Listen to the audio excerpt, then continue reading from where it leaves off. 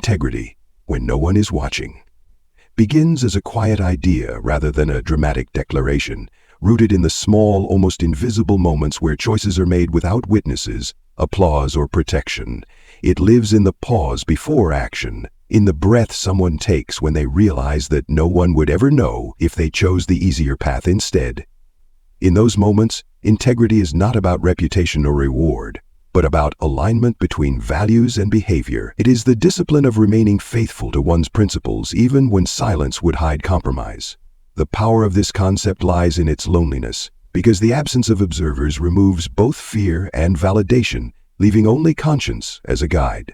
People often imagine integrity as something proven in public trials or dramatic stands, but its truest form is exercised in ordinary decisions that accumulate quietly over time, returning a wallet when no one is looking, telling the truth when a lie would simplify everything, protecting someone vulnerable without expecting recognition. These are the acts that define character, more accurately than any resume or title. What makes integrity so difficult in unseen moments is that it demands self-respect before external respect. When no one is watching, the temptation to rationalize grows stronger. The mind begins to negotiate, to invent reasons why a small compromise does not matter, why circumstances justify deviation, why intent should outweigh impact. Integrity resists those negotiations. It insists on consistency, even when consistency costs comfort, security, or opportunity. It asks a person to answer a simple but relentless question: who are you when there is no audience? This is where trust is forged internally long before it is granted externally. A person who honors their values in isolation builds a foundation that cannot be shaken by accusation or pressure, because their sense of worth is not dependent on being seen doing good, but on knowing they did good. Integrity in private moments also shapes how individuals respond to injustice. Those who live by it understand that defending themselves loudly is not always the same as standing for truth. Sometimes integrity chooses restraint, not out of weakness, but out of confidence that truth does not require performance to endure.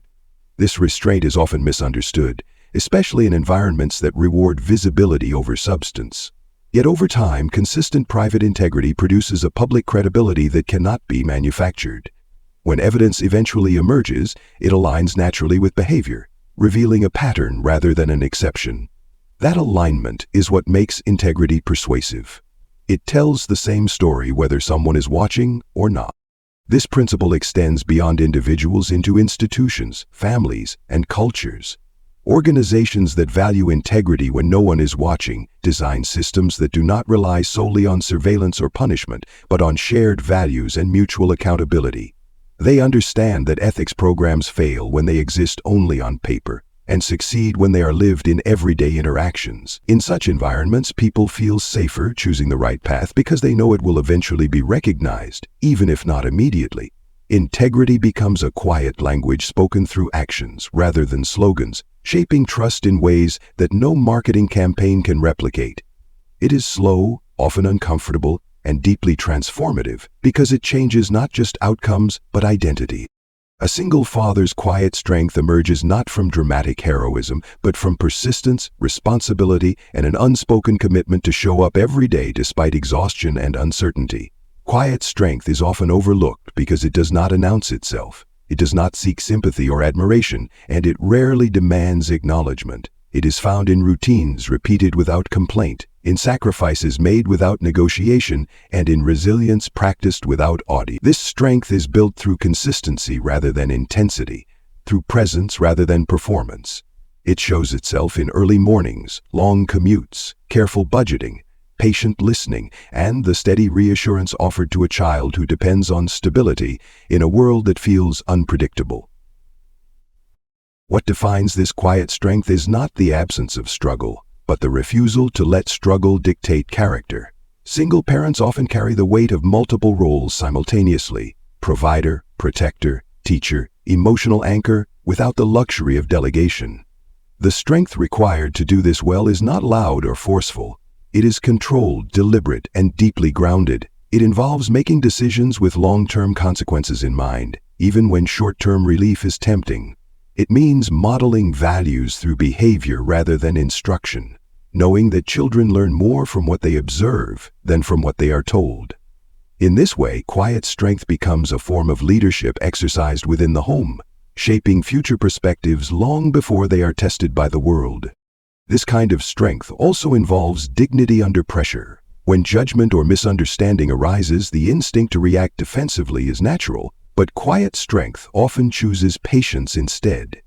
It trusts that consistent behavior will outlast temporary noise. This does not mean passivity, it means discernment.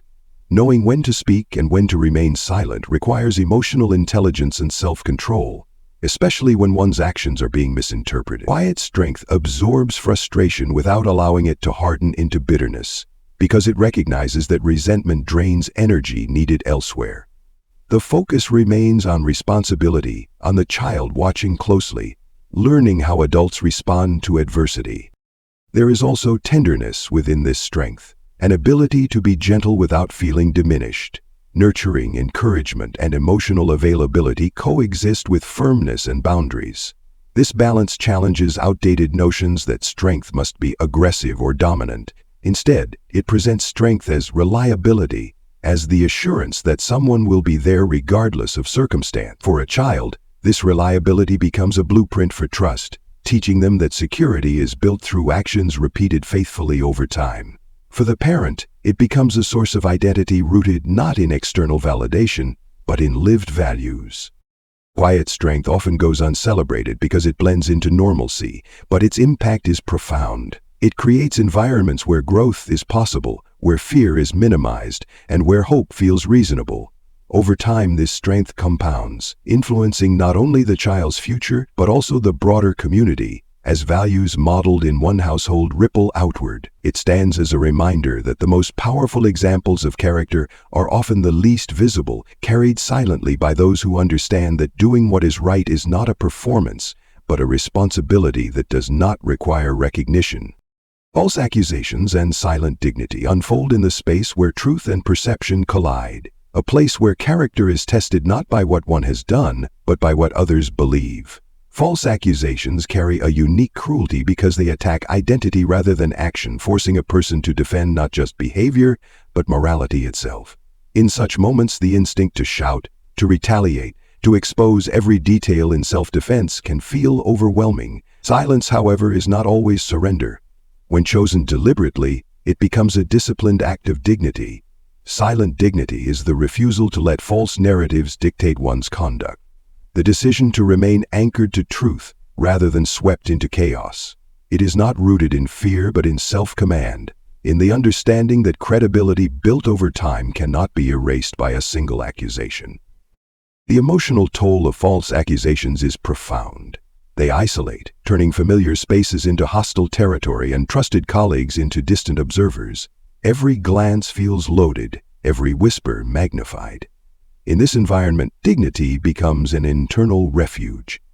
Maintaining it requires immense restraint, because the pain of being misunderstood often feels more unbearable than the consequences of speaking out. Silent dignity does not deny the hurt. It absorbs it without allowing it to reshape character. It draws a line between what others say and who one chooses to be. This separation is essential, because when identity becomes dependent on public approval, accusations gain destructive power. Dignity, on the other hand, preserves self-respect, even when reputation is under attack. Silence in the face of accusation is frequently misinterpreted as guilt, weakness, or indifference. Yet there are moments when silence is strategic rather than submissive. It creates space for facts to surface without distortion, for truth to emerge untainted by emotional escalation. Speaking too quickly can entangle truth with defensiveness, giving accusations more oxygen than they deserve. Silent dignity trusts that consistency will eventually outweigh speculation. It relies on the long memory of behavior rather than the short attention span of outrage.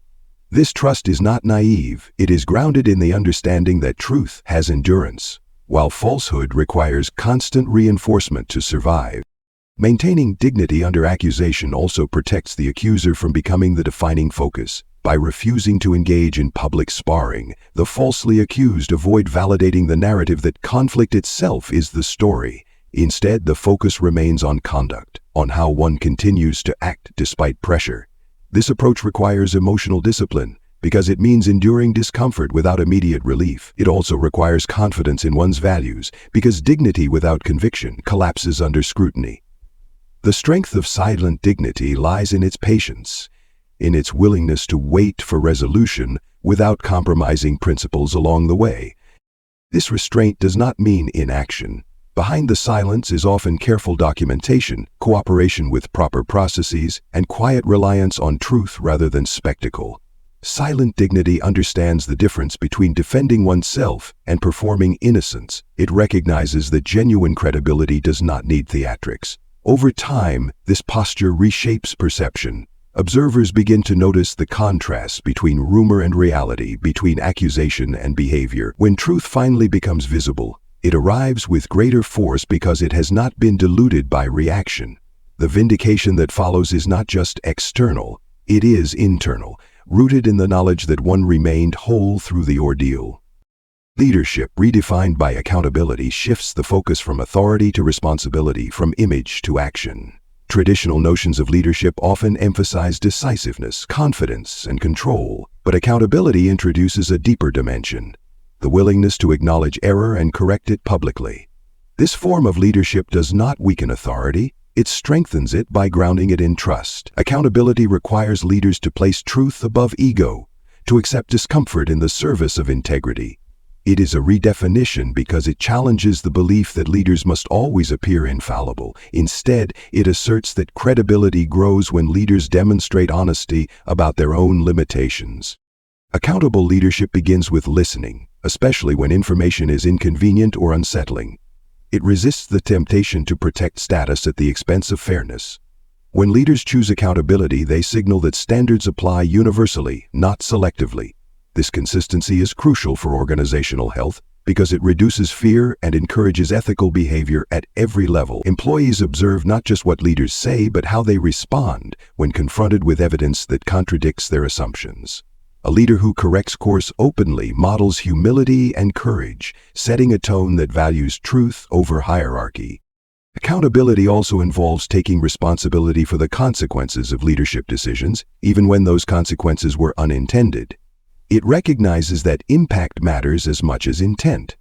By addressing harm directly rather than deflecting blame, accountable leaders restore trust more effectively than those who hide behind procedure or delegation. This approach requires emotional resilience, because admitting mistakes can feel like vulnerability. Yet vulnerability, when paired with corrective action, becomes a source of strength. It humanizes leadership, making it relatable rather than remote. Redefining leadership through accountability transforms organizational culture. When people see leaders own mistakes, they are more likely to report issues, speak honestly, and act ethically themselves. Fear of retaliation diminishes, replaced by confidence that concerns will be addressed fairly. Accountability creates psychological safety, an environment where integrity is not risky but expected. This shift does not happen through policy alone, it happens through example. Each accountable decision reinforces the message that values are not negotiable, even under pressure. Accountable leaders also understand the power of restitution. Correcting a wrong is not only about acknowledging it, but about repairing damage where possible. This may involve restoring reputations, correcting records, or creating safeguards to prevent recurrence. Such actions demonstrate commitment beyond words, showing that accountability is operational rather than symbolic. Over time, these choices accumulate, reshaping how leadership is perceived. Authority becomes associated with fairness, decisiveness with justice, and power with responsibility. This redefinition challenges leaders to measure success not only by results, but by the means used to achieve them. It asks whether progress was made without compromising ethics, whether efficiency was pursued without sacrificing dignity. In this framework, leadership is not about being right all the time, but about responding rightly when things go wrong. Accountability becomes the bridge between authority and trust, ensuring that leadership serves the collective rather than the individual. When leaders embrace this model, they create environments where truth can surface without fear, and where integrity becomes a shared commitment rather than a personal burden. The cost of doing the right thing reveals itself long before any reward appears, often at the exact moment when a person realizes that integrity will not be convenient. It surfaces in the pause between what feels safe and what feels correct, when choosing the right path introduces risk rather than relief. Doing the right thing frequently demands payment in forms that are not immediately visible. Lost opportunities, strained relationships, public misunderstanding, delayed progress. This cost can feel especially heavy because it is rarely acknowledged up front. Society praises integrity in hindsight, but in real time it often penalizes it.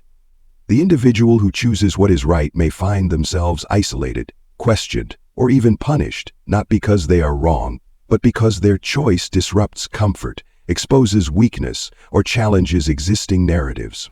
This cost is intensified by uncertainty. There is no guarantee that truth will be recognized, no promise that sacrifice will be rewarded, no assurance that loss will be temporary. Choosing integrity means accepting outcomes without controlling them. That lack of control is one of the most difficult prices to pay. Humans are wired to seek security, and doing the right thing can feel like voluntarily stepping into instability. Yet integrity demands exactly that, the willingness to release certainty in favor of conscience. It asks a person to act without knowing whether anyone will ever say thank you or even acknowledge the sacrifice at all. The emotional toll of this choice is significant. Doubt creeps in quietly, asking whether the cost was necessary, whether compromise would have been wiser, whether silence would have been safer. These internal negotiations can be more exhausting than external consequences. When doing the right thing results in hardship, the temptation to regret the choice becomes strong. This is where values are truly tested, not when integrity feels noble, but when it feels expensive. The cost is not just external loss, but internal endurance, the effort required to continue believing in one's principles when they appear to offer no immediate return. There is also a social cost. People who choose integrity may become uncomfortable mirrors for others, reflecting compromises they would rather not examine. This discomfort can turn into resentment, judgment, or exclusion. Doing the right thing can unintentionally expose wrongdoing or indifference, making the person who acts ethically seem disruptive rather than admirable. In such environments, integrity can be reframed as naivete or self-righteousness, further increasing its price. The individual must then bear not only the original cost, but the added burden of misinterpretation. Yet the cost of doing the right thing also reshapes identity. Each sacrifice reinforces self-trust, the knowledge that one's actions align with deeply held values. This alignment becomes a form of quiet strength, sustaining individuals through moments of doubt. While the external price may be high, the internal reward is stability, a sense of coherence that cannot be taken away by circumstance. Over time, this internal consistency becomes invaluable, especially when faced with future decisions. Those who have paid the cost before are less likely to compromise later because they understand that integrity, once surrendered, is far more difficult to reclaim. The long-term impact of choosing what is right often unfolds slowly, sometimes invisibly. Consequences ripple outward in ways that are not immediately connected to the original decision. Trust is built quietly, credibility accumulates subtly, and opportunities emerge unexpectedly. These outcomes are not transactional rewards, but natural results of consistent behavior. Even when recognition never arrives, the individual carries forward a reputation that precedes them, influencing how others respond in future interactions. The cost, once paid, becomes an investment in character that continues to yield returns over time, though not always in predictable ways. When kindness is misinterpreted, it explores a different but equally painful cost, the experience of offering compassion only to have it misunderstood, questioned, or weaponized.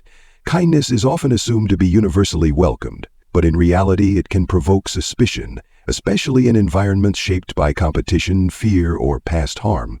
Acts of kindness can be viewed as strategic rather than sincere, as weakness rather than support. This misinterpretation can discourage empathy, teaching people to withhold care as a form of self-protection.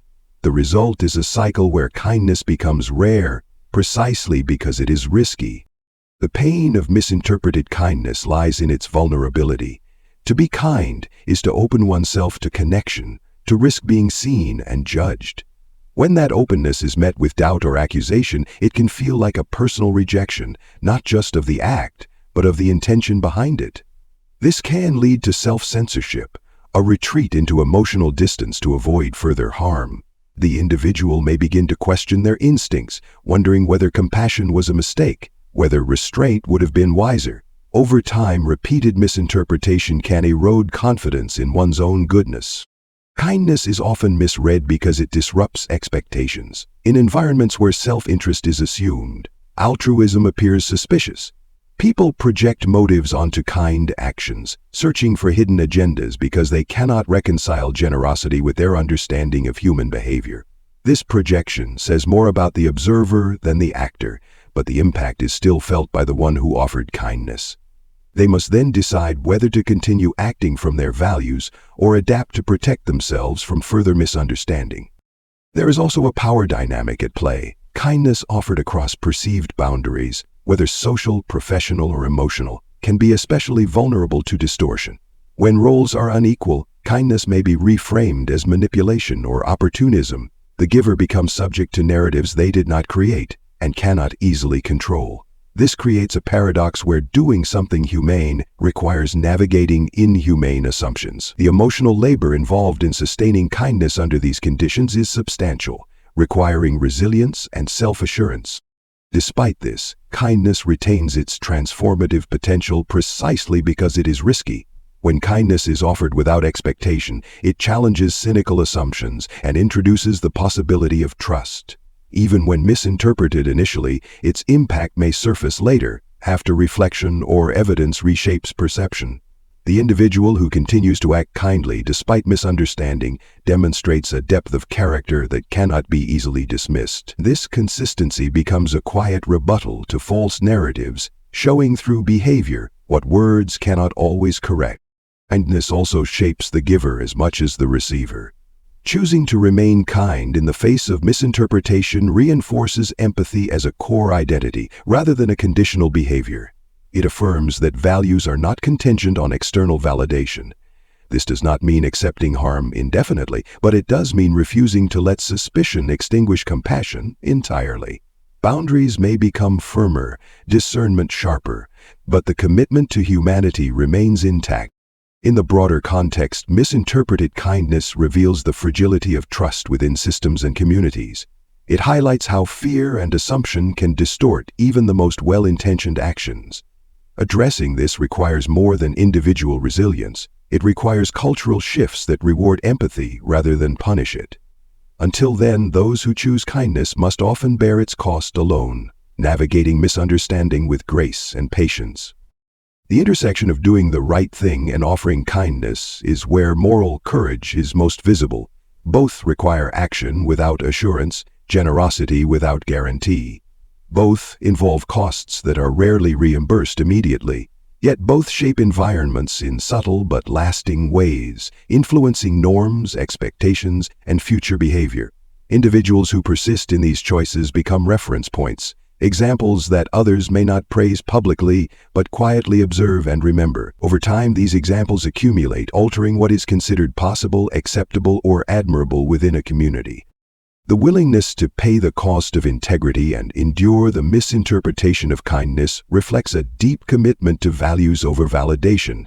It signals an understanding that character is not built through ease, but through resistance. Each moment of choosing right over easy, kindness over suspicion, reinforces an internal compass that guides future decisions.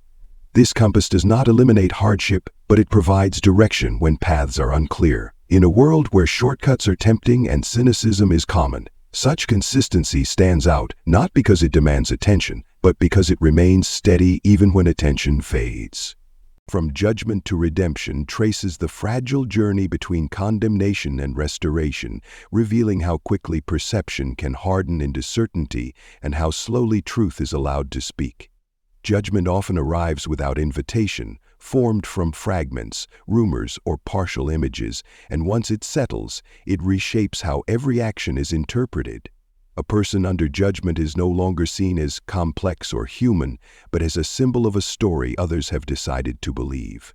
Redemption, by contrast, requires patience. It unfolds not through argument, but through endurance. It is earned through consistency when recognition is absent, through restraint when retaliation would feel justified. The space between judgment and redemption is uncomfortable because it offers no shortcuts. There is no single moment that reverses perception. Instead, there is a gradual wearing away of false certainty as behavior continues to contradict accusation. Redemption is not merely about clearing a name, but about reclaiming dignity. It allows a person to stand whole again, not because others finally approve, but because truth has been allowed to surface. This process often exposes the unfairness of initial judgment, revealing how easily people confuse confidence with correctness. Redemption asks observers to confront their own haste, their willingness to believe without knowing. For the one being redeemed, it becomes a test of identity. They must decide whether to let judgment define them or to remain grounded in who they know themselves to be. When redemption finally arrives, it carries weight not because it is dramatic, but because it is earned through silence, patience, and integrity that never bent to public pressure. Ethics over ambition explores the tension between advancement and principle, a conflict that emerges whenever success is measured solely by outcome rather than method. Ambition drives progress, but without ethics it becomes corrosive, justifying shortcuts, rationalizing harm, and blurring boundaries. Choosing ethics over ambition is rarely celebrated in the moment because it often means stepping back when others push forward, refusing opportunities that demand compromise, or slowing progress to preserve fairness. This choice can feel like self-sabotage in environments that reward speed and results above all else. Yet ethics act as a stabilizing force, ensuring that success does not come at the expense of trust or humanity. When ethics guide ambition, success becomes sustainable rather than fragile. Achievements built on integrity withstand scrutiny, while those built on compromise require constant defense. Prioritizing ethics reshapes ambition into something purposeful, aligning personal advancement with collective well-being. It reframes success as something that can be shared without guilt, something that does not leave damage in its wake. This alignment demands discipline because ambition constantly tempts individuals to justify small deviations as necessary or harmless. Ethics resist that temptation by insisting that how something is achieved matters as much as whether it is achieved at all. Choosing ethics over ambition also influences culture. It signals to others that progress does not require exploitation, that leadership does not require moral flexibility. Over time, this choice redefines what is admired and rewarded, creating environments where people feel safer acting with integrity. While ambition seeks visibility, ethics seek alignment. When the two are balanced, progress carries meaning beyond personal gain, anchoring success in values that endure even when titles, roles, or circumstances change. The power of evidence and truth lies in its quiet inevitability. Evidence does not rush, argue, or demand belief. It simply exists, waiting for the moment when it is finally examined without bias. Truth operates the same way. It does not need embellishment to be convincing, nor does it depend on volume to be heard. In situations clouded by rumor or assumption, evidence becomes the anchor that reality returns to. It strips emotion from interpretation and replaces speculation with clarity. While false narratives rely on repetition and reaction to survive, truth remains stable, unchanged by time or opinion. The presence of evidence challenges people to confront what is real rather than what is convenient, often forcing uncomfortable reassessments of prior judgments. This process can be slow because acknowledging truth sometimes requires admitting error. But once evidence is revealed, it reorders understanding with a permanence that argument alone cannot achieve. A child's innocence as moral compass introduces a perspective untouched by cynicism, where right and wrong are not negotiated but felt instinctively.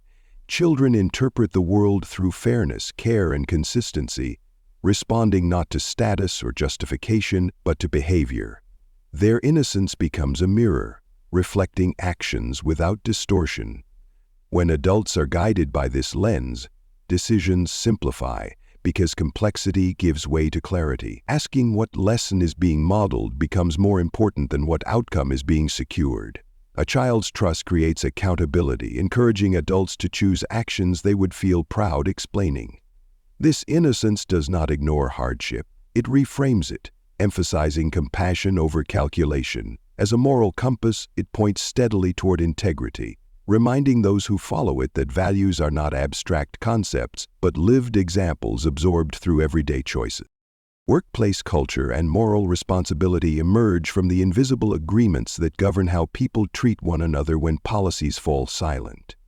Culture is not defined by mission statements or slogans displayed on walls, but by the behaviors that are tolerated, rewarded, or ignored. Moral responsibility within a workplace begins with the recognition that every decision, no matter how small, contributes to an environment that either protects dignity or erodes it. When individuals believe their actions carry ethical weight beyond personal gain, culture shifts from transactional to relational. Moral responsibility asks employees and leaders alike to consider not only what they can do, but what they should do, and how their choices shape the experiences of others. This responsibility does not belong solely to leadership. It is shared, diffused across daily interactions, reinforced through consistency rather than enforcement. In many workplaces, culture drifts rather than forms intentionally. Silence in the face of wrongdoing becomes permission. Laughter at inappropriate behavior becomes endorsement. Indifference toward unfair treatment becomes normalization.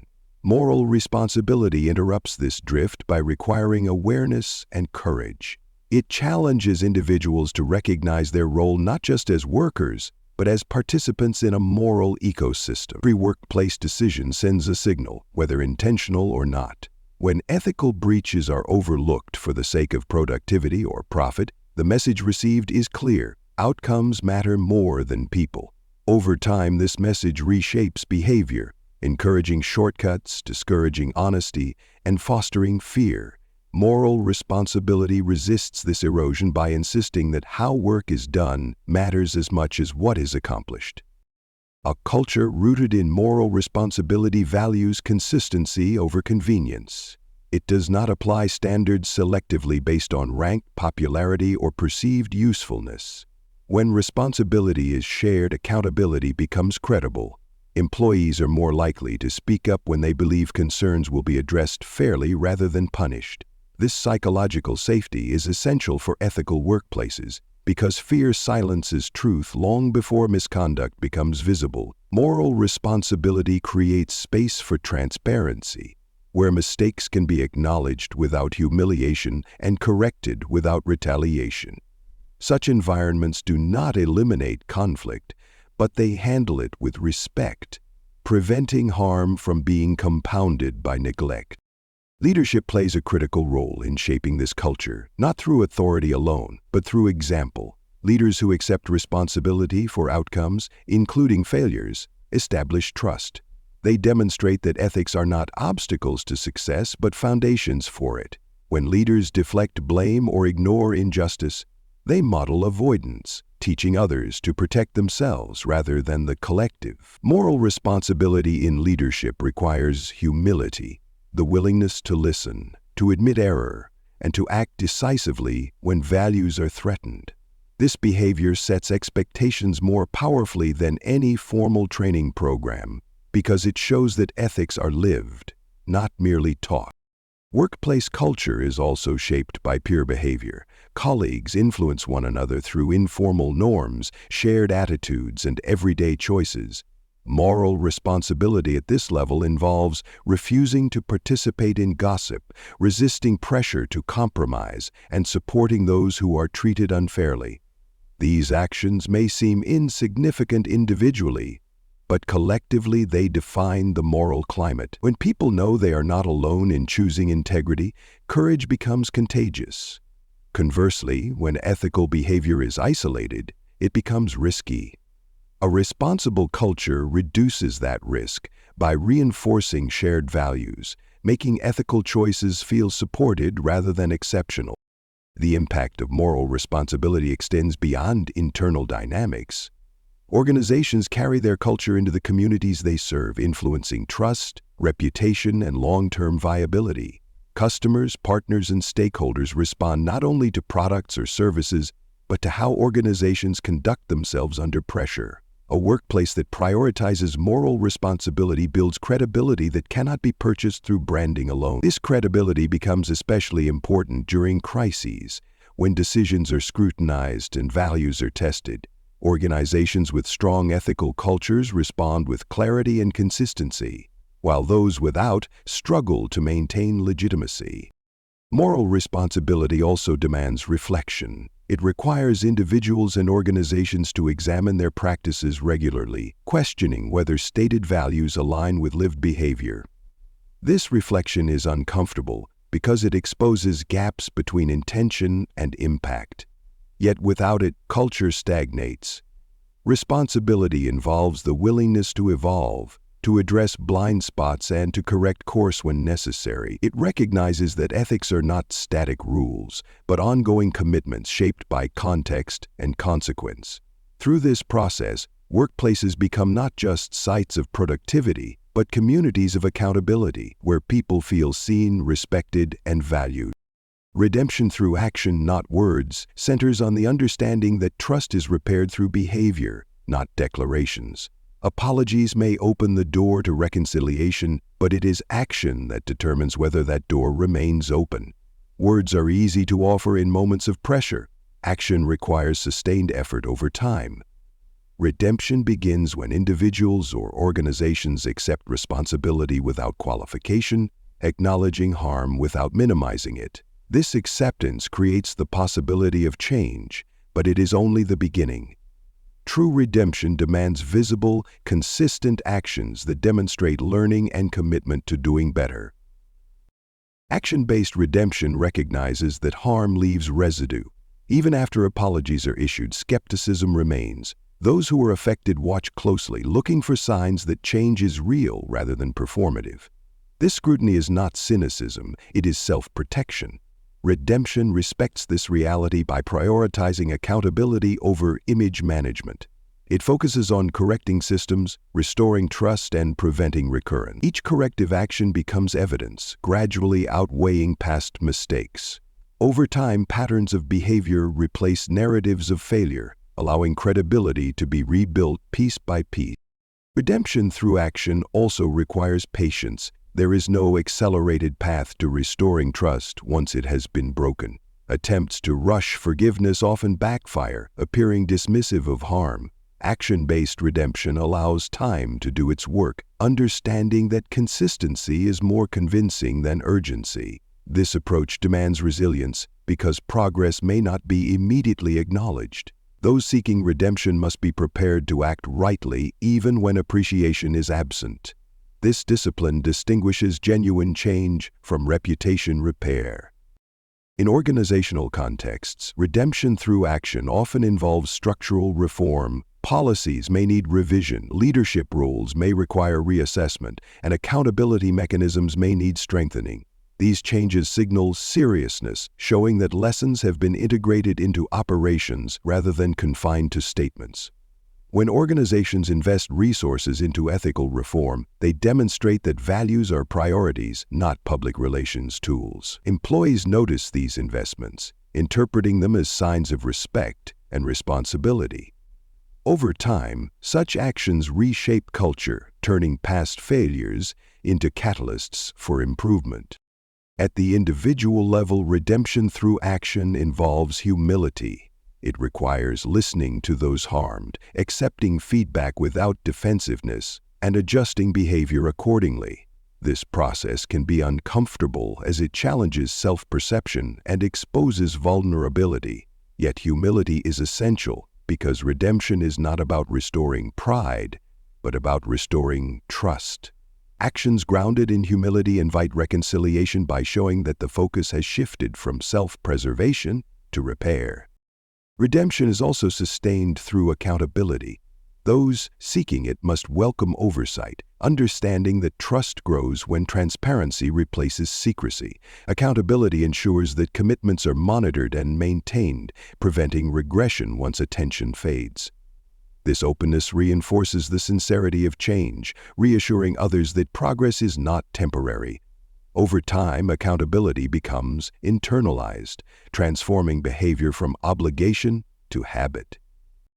Importantly, redemption through action does not erase history. It acknowledges the past without being defined by it. This balance allows growth without denial. Those who engage in genuine redemption accept that some consequences cannot be undone, but they choose to respond responsibly nonetheless. This acceptance reflects maturity, the recognition that integrity involves facing reality rather than rewriting it. Through sustained action, redemption becomes less about reclaiming reputation and more about contributing positively moving forward. In both workplaces and personal contexts, redemption through action strengthens ethical ecosystems. It shows that mistakes, while serious, are not endpoints if met with responsibility and change. This perspective encourages honesty because it reduces the fear that errors will lead to permanent exclusion. When people believe redemption is possible through effort, they are more likely to acknowledge wrongdoing and participate in correction. This dynamic fosters learning rather than concealment, benefiting individuals and communities alike. The relationship between moral responsibility and redemption is cyclical. Responsibility creates the conditions for ethical behavior. Redemption addresses its absence. Together, they form a framework for sustainable integrity. Moral responsibility prevents harm by guiding conduct, while redemption through action repairs harm when prevention fails. Both rely on consistency, courage, and humility. Neither can be reduced to policy or performance. They exist in choices repeated daily, in decisions made under pressure, in actions taken when no one is watching or applauding. When workplaces embrace this framework, culture evolves from compliance to commitment. Ethics become part of identity rather than obligation. People understand that their actions matter, that accountability is real, and that growth is possible.